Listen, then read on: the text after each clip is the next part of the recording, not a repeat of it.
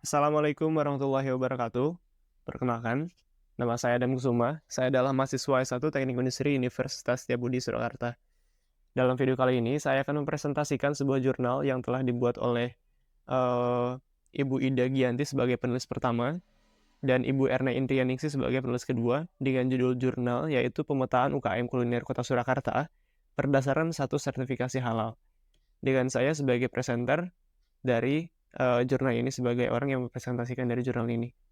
Baik, dalam video kali ini saya akan mempresentasikan jurnal ini hanya pada salah satu aspek saja, yaitu latar belakang. Dan saya akan menjelaskan latar belakang dari jurnal ini menjadi 5 bagian utama. Dan saya akan mencoba menjelaskan setiap poin-poin tersebut secara singkat, padat, dan jelas. Baik, kita mulai pada poin yang pertama, yaitu permintaan tinggi pada produk halal. Produk halal saat ini memiliki permintaan yang sangat tinggi karena meningkatnya populasi muslim di dunia. Diperkirakan bahwa pada tahun 2030, populasi muslim di dunia mencapai 2,2 miliar atau 27% dari total populasi. Pertumbuhan permintaan produk halal dunia dari tahun 2013 hingga 2019 mencapai 9,6%, dengan nilai pasar meningkat dari 2 triliun US dollar menjadi 3,7 triliun US dollar. Permintaan produk halal juga bukan hanya karena dari konsumen muslim, tetapi juga dari konsumen non-muslim, yang menganggap bahwa sertifikasi halal sebagai indikator kualitas produk yang tinggi.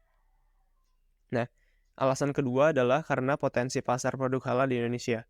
Indonesia merupakan negara dengan populasi muslim terbesar di dunia, sehingga menjadi pasar potensial bagi produk halal.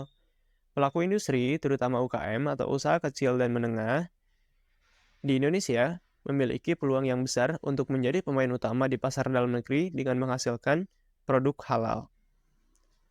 Nah, alasan yang ketiga adalah peran penting UKM dalam ekonomi Indonesia. UKM memiliki peran penting dalam pengembangan ekonomi Indonesia.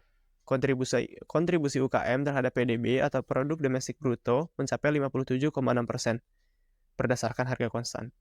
Namun, UKM di Indonesia masih menghadapi beberapa kendala, termasuk dalam pengajuan sertifikasi halal.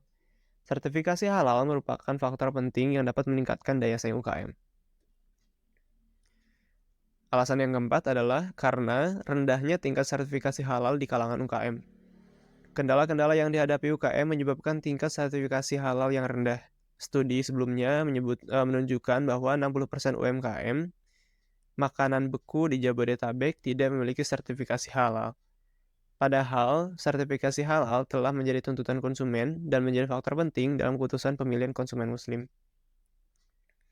Dan alasan yang kelima atau alasan terakhir adalah karena pentingnya pemetaan UKM berdasarkan status sertifikasi halal. Penelitian tentang pemetaan UKM berdasarkan status sertifikasi halal di Indonesia masih terbatas. Pemetaan ini merupakan langkah awal untuk memahami gambaran UKM di suatu wilayah dan menjadi dasar dalam menyusun strategi dan upaya percepatan perolehan sertifikasi halal bagi UKM. Penelitian ini bertujuan untuk memetakan kondisi UKM kuliner di Kota Surakarta berdasarkan status sertifikasi halal. Berdasarkan poin-poin yang saya Berdasarkan poin-poin yang saya sebutkan tadi, dapat disimpulkan bahwa produk halal memiliki permintaan tinggi di pasar global, termasuk di Indonesia. UKM memiliki peluang besar untuk memenuhi permintaan tersebut, namun masih perlu mengatasi kendala dalam pengajuan sertifikasi halal. Pemetaan UKM berdasarkan satu sertifikasi halal menjadi penting untuk memahami kondisi UKM dan mengambil langkah strategis dalam mendukung pertumbuhan industri halal di Indonesia. Baik, sekian presentasi dari latar belakang dari jurnal yang sudah saya pilih barusan.